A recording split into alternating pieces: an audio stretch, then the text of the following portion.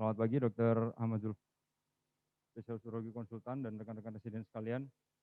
Eee, saya Arda Danodoro mohon izin, untuk mempresentasikan EO Reading dengan melanjutkan topik minggu lalu, Sexual and Reproductive Health, dengan topik disfungsi ereksi. Jadi topik yang akan saya bahas pada hari ini adalah yang pertama epidemiologi dan prevalensi, faktor resiko, patofisiologi, evaluasi diagnostik, dan pilihan terapi disfungsi ereksi, yang tersedia saat ini. Oke, jadi disfungsi ereksi merupakan, ketidakmampuan secara persisten untuk mencapai dan mempertahankan ereksi yang, sufisien atau adekuat dan memungkinkan, performa seksual yang memuaskan. Secara lebih jauh disfungsi ereksi ini diklasifikasikan sebagai organik, psikogenik, atau tipe mix sesuai, dengan etiologinya. Tipe organik biasanya disebabkan oleh defek fisik dan, diklasifikasikan berdasarkan etiologinya menjadi vaskulogenik, neurogenik, hormonal, dan, kelainan pada otot polos kavernosa. Sedangkan untuk tipe psikogenik itu disebabkan oleh faktor dari host, seperti misalkan pasien dengan, kondisi anxiety atau kecemasan, perasaan bersalah, kemudian, kurangnya rasa percaya diri, depresi, dan adanya konflik mengenai masalah seksual. Seringkali pasien yang datang itu merupakan tipe mix sebetulnya. Jadi untuk lebih jauh kita harus melacak apakah sebabnya itu primer organik atau psikogenik.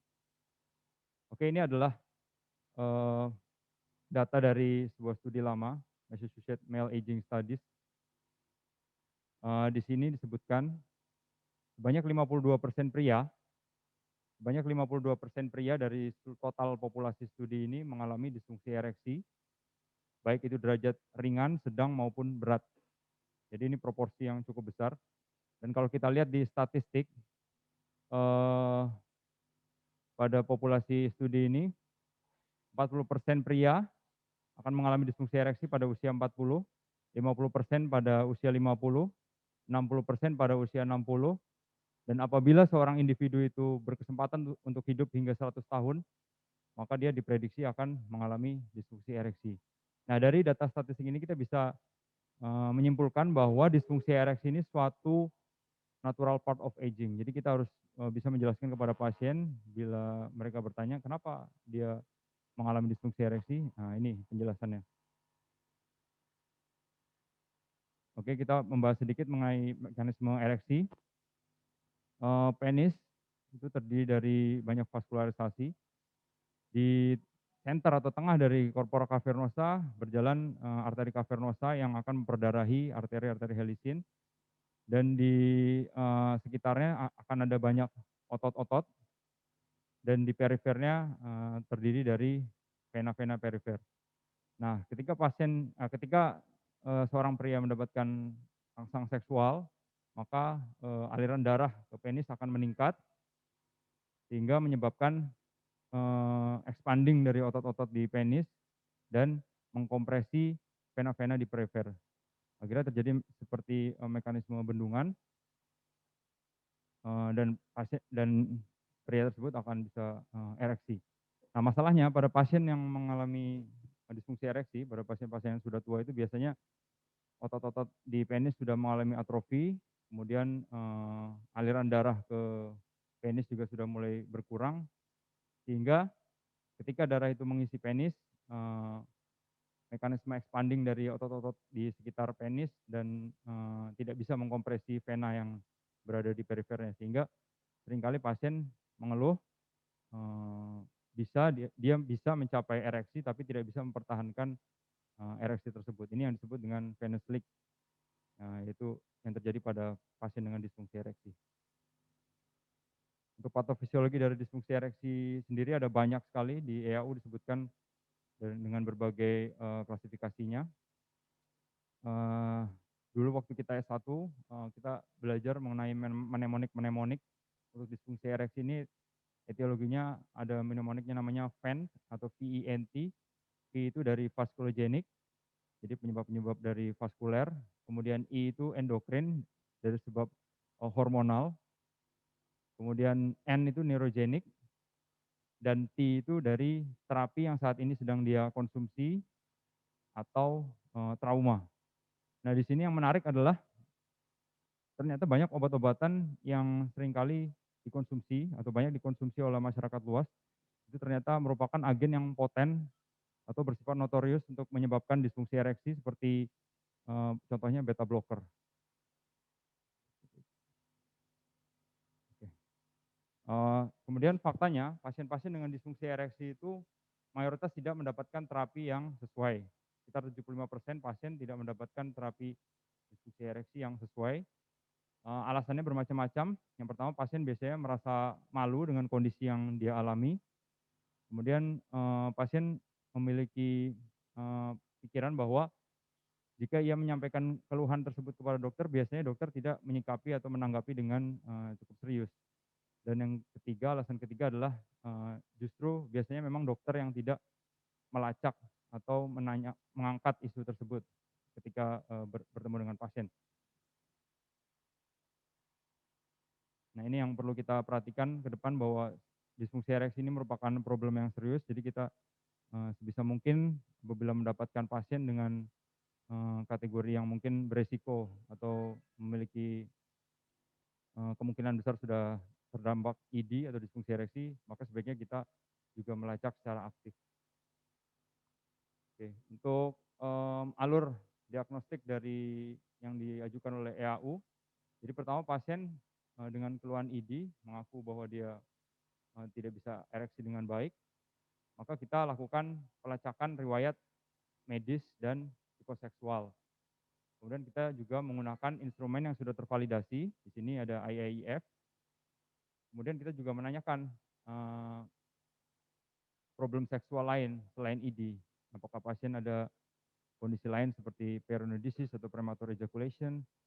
Kemudian kita juga mencari penyebab melacak penyebab yang paling sering yang menyebabkan ID, misalkan, diabetes mellitus. Kemudian kita juga lacak apakah ada faktor risiko yang sifatnya reversible, pada kondisi ID, misalkan pasien merokok, nah itu kita edukasi untuk dikurangi atau bahkan di-stop. Kemudian seperti saya sudah sebutkan sebelumnya, beberapa obat yang bersifat poten dalam menyebabkan ID, apabila pasien mengonsumsi obat tersebut, maka sebaiknya kita komunikasikan dengan, sejawat yang memberikan obat tersebut, kita atur, apakah memungkinkan untuk kiranya switch dengan agen agen obat lain. Kemudian kita juga menilai status psikososial dan melacak kemungkinan penyebab psikogenik. Setelah itu kita lanjutkan dengan, pemeriksaan fisik yang terfokus. Kita cari tadi, deformitas penis, apakah ada Peyronie disease, kemudian kita juga lakukan pemeriksaan prostat, kita lihat tanda-tanda hipogonadisme pada pasien tersebut apakah ada, kemudian, kita lakukan pemeriksaan kardiovaskular dan neurologis. Kemudian kita lanjutkan dengan, pemeriksaan laboratorium, ada 3 eee, panel laboratorium yang wajib diperiksa pada pasien dengan disfungsi ereksi. Yang pertama adalah glucose lipid profile, di sini bisa kita periksa dengan hemoglobin A1C, kemudian kadar testosteron, dan yang terakhir adalah lipid panel. Oke, ini adalah kuesioner yang sudah tervalidasi, International Index of Erectile Dysfunction atau IIEF. Ini merupakan format yang sudah di-enrich, yang sudah diringkas sehingga, hanya menyisakan 6 pertanyaan dan, ini cukup mudah untuk dipahami dan, sangat membantu dalam mengklasifikasikan disfungsi ereksi pada pasien apakah masuk derajat ringan, sedang ataupun berat. Oke, pada beberapa pasien perlu dilakukan tindakan solusi diagnostik lanjutan. Adapun indikasinya adalah ini, yang pertama adalah pasien dengan disfungsi ereksi primer yang tidak disebabkan oleh penyakit organik ataupun, sebab psikogenik. Kemudian pasien-pasien muda dengan riwayat trauma pelvis ataupun perineum. Kemudian pasien dengan deformitas penis yang, mungkin memerlukan koreksi pembedahan, contohnya seperti Peyronie disease ataupun curvatura penis yang sifatnya kongenital. Kemudian pasien dengan, problem psikoseksual dan psikiatrik, pasien dengan kelainan endokrin, seperti itu. Oke, untuk diagnostik lanjutannya modalitasnya ada beberapa. Sebutkan DAU yang pertama adalah nocturnal penile tumescence atau rigidity, NTPR dengan menggunakan rigid scan. Ini dilakukan untuk mengecek nocturnal erection dengan parameter minimal 60% rigiditas yang berlangsung selama lebih dari 10 menit. Tapi ini sudah mulai ditinggalkan karena sangat rentan dengan bias. Disebutkan DAU biasnya adalah situasional. Kemudian intracavernosal vasoactive drug injection ini dikatakan positif apabila terdapat respon ereksi yang rigid muncul dalam 10 menit pasca injeksi dan bertahan selama 30 menit. Kelemahannya modalitas ini adalah informasi yang terbatas mengenai status vaskuler. Yang ketiga adalah penile dynamic duplex ultrasonography Doppler untuk menilai disfungsi ereksi yang sifatnya vaskulogenik. Ini bersifat non invasif dan dapat dilakukan di poliklinik. Kadar normalnya adalah didapatkan peak systolic blood flow lebih dari 30, end diastolic velocity kurang dari 3 cm dan resistance index lebih dari 0,8.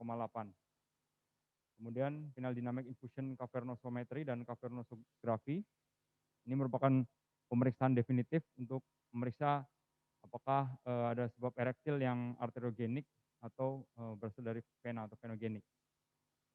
Nah, tapi ini juga sudah mulai ditinggalkan. Kemudian yang terakhir adalah internal pudendal arteriografi untuk menilai anatomi dari aliran arteri ke penis, tapi tidak memberikan data fungsional dan kelemahannya adalah dia bersifat invasif. Oke, ini adalah algoritma terapi disfungsi ereksi yang kita kenal selama ini. Jadi untuk terapi disfungsi ereksi dibagi menjadi beberapa lini. Yang pertama adalah medikamentosa sebagai lini pertama, kemudian lini keduanya menggunakan uretral dan topikal alprostadil, kemudian intracavernosal injection dan vacuum pump. Bila gagal, maka dilanjutkan dengan terapi lini ketiga yaitu implantasi penis dan vascular surgery. Oke, tapi di EAU ini sekarang mereka mempropos atau mengajukan satu algoritma baru yang berprinsip pada shared decision making. Jadi tiap pasien yang kita akses dengan disfungsi ereksi itu berhak mendapatkan informasi mengenai semua jenis modalitas dan kita wajib menjelaskan benefit dan risknya kepada pasien. Jadi pasien berperan dalam menentukan terapi yang paling sesuai untuk dia. Seperti itu. Oke, kita bahas dari yang medical therapy. Ada beberapa agen yang sudah di-approve oleh FDA, seperti sildenafil pada April 98, vardenafil pada Agustus 2003, tadalafil pada November 2003, dan afanafil pada Januari 2014. Medikamentosa yang digunakan adalah PDE5 inhibitors. Untuk 3 agen yang lebih dulu muncul ini, tadalafil memiliki half time yang sangat panjang, yaitu 17,5 jam. Jadi biasanya pasien diedukasi untuk minum obat tersebut, misalkan dia minum pada Jumat sore pukul 17. Maka tadalafil ini akan bisa mengcover kebutuhan ereksinya untuk Jumat malam, Sabtu pagi, Sabtu sore, Sabtu malam, dan Minggu pagi. Jadi satu pil bisa digunakan untuk jangka waktu yang panjang. Berbeda dengan sildenafil dan vardenafil, di mana half time-nya cukup singkat, itu 4 jam, masing-masing 4 jam. Nah, yang penting untuk diperhatikan pada 3 agen yang lebih dulu dirilis ini adalah penting untuk mengedukasi pasien untuk meminum pada kondisi perut kosong. Karena biasanya disebutkan juga bahwa pasien-pasien di luar negeri biasanya itu minum dia pergi dinner setelah makan banyak, mungkin juga menunya juga menu yang kaya akan lemak dan biasanya bule kan minum wine mungkin ya, alkoholik. Setelah itu dia pulang agak mabuk, kemudian ingin berhubungan seksual, dia minum PDE5 inhibitors ini. Nah, itu merupakan pemilihan waktu minum yang kurang tepat karena justru disebutkan DAU ini akan menurunkan efikasi dari PDE5 inhibitor secara signifikan. Nah, untuk agen yang lebih baru yang dirilis pada tahun 2004 ini, afanafil, setelah di-approve oleh FDA ini dia dikatakan memiliki onset yang sangat singkat, jadi 15 menit, sangat cepat dibandingkan 3 agen sebelumnya. Dan keuntungannya adalah Avanavil ini bisa diminum tanpa harus, dalam perut kosong, sehingga setelah makan besar dan habis konsumsi makanan berlemak seperti itu juga tidak masalah. Dan yang berikutnya adalah efek sampingnya yang minimal. Jadi pada Avanavil ini tidak muncul efek samping PDE inhibitors lain seperti headache, kemudian hidung tersumbat dan nyeri punggung. Oke, ini, safety issue pada PDE inhibitors. Kita tahu PDE inhibitors ini memiliki, kontraindikasi untuk diberikan bersama dengan agen nitrat, obat-obatan nitrat, karena bisa menyebabkan hipotensi. Tapi di label-label obat-obat, PDE inhibitors itu juga disebutkan bahwa, pasien dengan kondisi-kondisi seperti, kardiovaskular yang serius, kemudian riwayat hipotensi pada saat, resting atau istirahat, riwayat hipertensi yang tidak terkontrol, kemudian unstable angina, dan, klasifikasi jantung New York Association Class atau NIHA 2 atau lebih, disertai dengan kondisi congestive heart failure, kemudian kelainan retinal, ini penting untuk diperhatikan. Jangan sampai diberikan bersamaan dengan PDE inhibitor. Oke, untuk modalitas terapi berikutnya adalah intracavernosal injection therapy. Agen yang digunakan adalah alprostadil atau prostaglandin. Nah, ini kalau yang dijual bebas, ini kalau di Amerika dijual bebas ini di dalam bentuk merek Coverjack dan Edex ini, tapi efikasinya jauh jika dibandingkan dengan Trimix. Trimix ini, selain prostaglandin dicampur juga dengan ventolamin dan papaverin. Sebenarnya ada banyak, obat-obatan campuran lain, tapi Trimix ini yang disebutkan efikasinya paling tinggi dan satisfactory rate-nya mencapai 92%.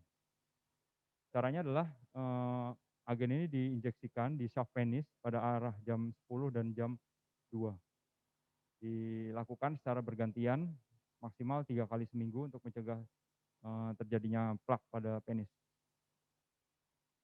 Kemudian modalitas berikutnya adalah Muse intraureteral suppository. Jadi ini kita masukkan agen, prostaglandin tadi melalui suppository di penis. Bisa dilihat di gambar ada, ada button atau tombolnya di situ, jika ditekan maka, agen terapeutiknya akan masuk ke uretra. Kemudian modalitas berikutnya adalah vacuum erection device. Jadi prinsipnya adalah PED ini,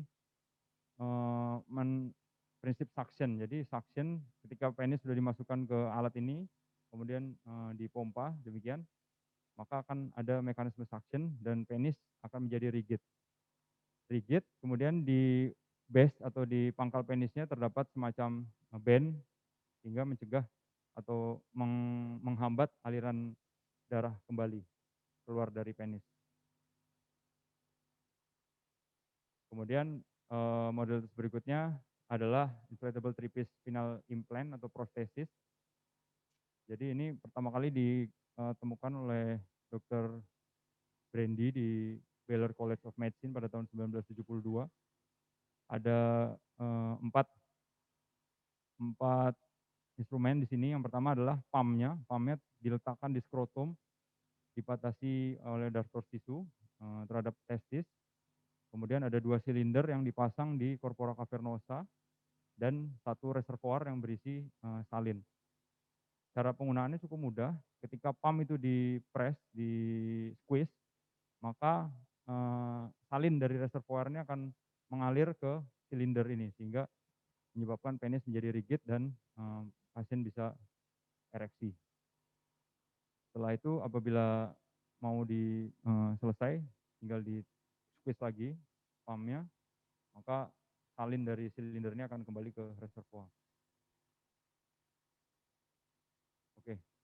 Di EAU juga disebutkan adanya korelasi antara disfungsi ereksi dan cardiovascular disease. Ada beberapa studi yang menjelaskan mengenai itu. Yang pertama mungkin ini Thompson pada tahun 2005. Thompson ini memegang proyek, penelitian pada prevention trial pada CA prostat sebanyak 4.200 pria, dan dia ikuti secara prospektif untuk, kondisi disfungsi ereksinya. Untuk baseline-nya memang semua pria ini tidak ada yang mengalami disfungsi ereksi, itu akan masuk kriteria eksklusi, tapi setelah, eee, begitu dia terdiagnosis disfungsi ereksi, dia lakukan follow up lagi secara prospektif dan didapatkan sebanyak 57%, eee, populasi, sampelnya ini mengalami disfungsi ereksi pada tahun kelima pasca mengalami kejadian kardiovaskular disease 5 tahun setelah terdiagnosis, disfungsi ereksi. Nah, hubungannya apa? Mekanisme yang bisa menjelaskan adalah arterial diameter theory. Jadi, eee, disebutkan kalau berdasarkan arterial diameter theory ini, arteri yang terkecil pada tubuh manusia, jadi arteriol itu terletak di penis. Yang lebih kecil, yang lebih besar sedikit dibanding itu adalah di, koroner. Yang lebih besar lagi dari situ ada di karotid dan yang lebih besar lagi baru di arteri di perifer. Jadi teorinya apabila kita, mengoklusi fasa di tubuh manusia, maka yang pertama teroklusi adalah, arteri di penis, setelah itu di koroner, di karotid, baru di perifer. Jadi kemungkinan besar pasien akan mengalami disfungsi ereksi terlebih dahulu sebelum dia mengalami serangan jantung atau cardiac heart attack sebelum, pasien mengalami stroke, dan stroke sebelum mengalami, penyakit, eee, pembuluh perifer, seperti itu. Oke, untuk modalitas, yang lebih baru, ini juga disebutkan di EAU, ada penile low intensity shockwave therapy. Ini dengan cara memberikan 1.500, shock atau kejut 2 kali seminggu selama 3 hingga 6 minggu. Rasionalnya adalah kita mengharapkan setelah diberikan shockwave ini akan terjadi neovaskularisasi di sekitar penis, sehingga meningkatkan aliran darah ke penis dan fungsi endotel. Dan, dari studi-studi yang sudah dilakukan, ternyata ini bisa meng-convert atau menyembuhkan pasien yang sebelumnya non responder terhadap PDE5 inhibitor seperti Viagra, hingga, pasien berangsur bisa ereksi kembali. Kemudian pilihan terapi lainnya masih dalam penelitian adalah stem cell. Stem cell ini dia bisa tidak hanya memperbaiki, otot-otot penis, otot polos penis, tapi juga mengimprove kondisi fibrosis dan juga, nervus. Ini sudah ada beberapa studi mengenai stem cell dan beberapa studi tersebut juga sudah terdaftar sebagai clinical trial, tapi, belum masuk di rekomendasi di EAU karena datanya masih, belum cukup besar. Oke, untuk disfungsi ereksi sendiri tetap kita harus, eee, mempertimbangkan kesehatan fisik, kesehatan mental, kesehatan hormonal, dan juga kesehatan seksual. Ini adalah 4 pilar untuk mencapai, hidup sehat yang seutuhnya.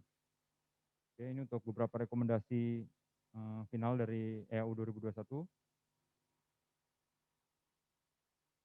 Jadi pertama kita harus, mengubah gaya hidup dan memodifikasi faktor risiko, baik sebelum atau pada saat kita start terapi disfungsi ereksi. Nah, itu rekomendasinya strong. Kemudian PDE5 inhibitor tetap sebagai lini pertama meskipun, sesuai algoritma yang tadi dipropos oleh EAU, tiap pasien berhak mendapatkan informasi mengenai risk and benefit dari masing-masing modalitas di awal. Jadi pasien juga ikut menentukan apakah dia mau langsung injection, intracavernosa atau malah mau di penile prosthesis seperti itu, jika, memungkinkan di center kita. Kemudian ini,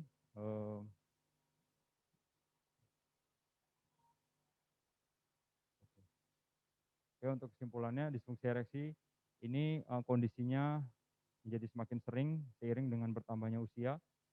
Sebagian besar pria dengan disfungsi ereksi tidak diobati, tidak mendapatkan pengobatan. Kemudian pilihan terapi termasuk medikasi oral, penggunaan vakum, kemudian suppository peruretral, injeksi penis, dan penggunaan, penile implant.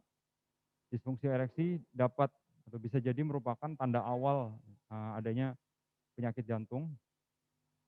Kemudian kunci dari tata laksana, disfungsi ereksi adalah lifestyle modification termasuk meliputi diet sehat, kemudian exercise secara reguler, kualitas tidur yang baik atau istirahat yang baik dan reduksi dari stres. Terima kasih dokter.